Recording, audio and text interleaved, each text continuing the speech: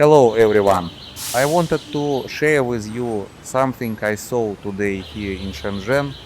Today I was looking for some cosmetics for Shaira, so I decided to visit one of the huge cosmetic supermarkets to buy her a few things.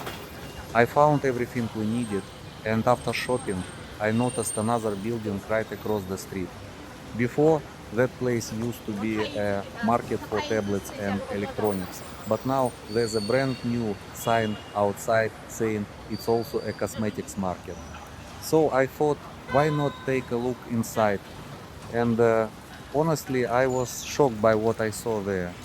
I have never seen anything like this in China on such a massive scale before. Usually, stores like this are small shops hidden somewhere in the corner. But this place had several floors, packed with products everywhere you look.